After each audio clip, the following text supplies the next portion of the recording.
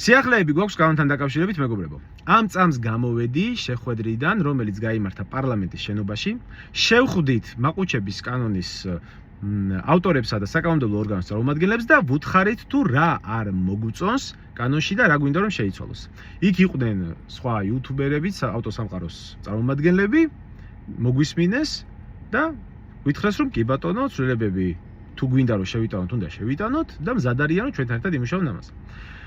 ამ შეხვედრის დაორგანიზებისთვის უდიდესი მადლობა მინდა გადაუხადო სანდრო ლომაძეს, ავტოსპორტის ფედერაციის დირექტორს, რომელმაც ეს ყველაფერი ითავა და ავტოსპორტისა და მოტოსპორტის ფედერაციამ აქნეს ეს ყველაფერი, მივედით, შევხვდით ძალიან კარგი რაღაც მოხდა. მათი დამსახურება ეს ყველაფერი, მეტი არავის.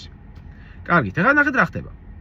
შევთანხმდით, რომ შეიქმნება სამუშაო ჯგუფი მთავრობის წევრებისა და ჩვენი ჩართულობით, ორივე მხარე იქნება აქ.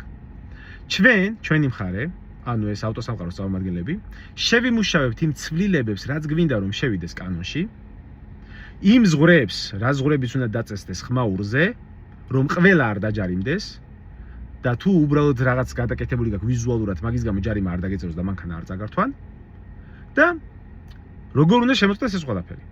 ამ ცვლილებებს მივიტანთ საკანონმდებლო ორგანოს წარმომადგენლებთან, ერთად გავივლით რის მიღება შეგვიძლია და მაქსიმალურად შევეცდებით, რომ 2 სექტემბრისთვის ეს ცვლილებები შევიდეს ძალაში.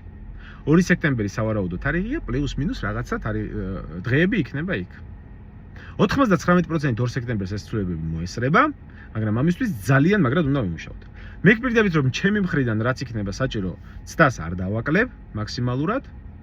დანარჩენი უკვე რამდენად სწრაფად წავა პროცესები და გამოგვივა მაგაზია დამოკიდებული. კარგია რომ მოდიან მუშაობაზე, მთავრობის წარმომადგენლები, კარგია რომ გვეთანხმებიან რომ ცვლილებები საჭიროა. ასე რომ თუ ვინმე ფიქრობთ რომ შეიძლება ყველა დაჯარიმდეთ, 2 სექტემბრიდან ვფიქრობ რომ ეგ პრობლემები აღარ იქნება, რადგან ერთად გონია რომ ამ ყველაფრის გამოსწორებას შევძლებთ. დაჯარიმდებიან მხოლოდ ისინი, ვინც ზედმეტად ხმაურობს.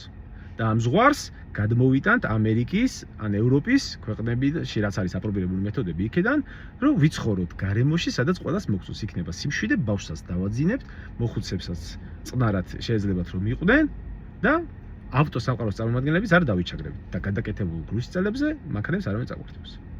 აი ეს არის მიზანი ამ მუშაობის. კიდევ ერთხელ ძალიან დიდი მადლობა ავტოსპორტისა და მოტოსპორტის ფედერაციის დირექტორებს. თუ რამე კითხვა გაქვთ, შეგიძლიათ დაწეროთ კომენტარებში. წარმატებებს გისურვებთ.